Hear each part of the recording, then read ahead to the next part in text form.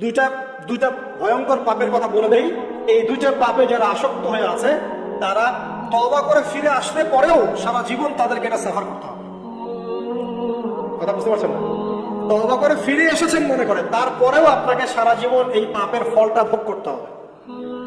এক, মাদকদ্রব্য দীর্ঘদিন সেবন করেছেন, তওবা করেছেন, ফিরে এসেছেন, আল্লাহ হয়তো মাফ করে দিয়েছেন, আল্লাহ পাক মাফ করে দিয়েছেন, বাট আপনি আপনার দেহের যে ক্ষতিটা করে ফেলেছেন এটা কষ্ট পাবেন। এক নাম্বার। দুই, তখন আপনি যদি বিয়ে করেন আপনি স্ত্রীকে সন্তুষ্ট করতে পারবেন না। হ্যাঁ। দুই নাম্বার হচ্ছে এই যে গোপনে যুবকরা যে পাপটা করে, মাস্টারবেশন, যেটাকে আমরা বলি হস্তমৈথুন, এই পাপ যেসব যুবকরা করছে বা করে, এবং অ্যাভেলেবেল এই পাপটা সবাই করে, কারণ এখন পর্নের যুগ, পর্ন দেখলে তো আর কোনো উপায় নাই, তখন তো এই পথেই যেতে হচ্ছে, নিজের উপরে নিজেকে জুলুম করতে হচ্ছে। যারা হস্তমৈথুন অভ্যস্ত হয়ে গেছে এরা যদি তওবা করে ফিরেও আসে, শরীরের যে ক্ষতিটা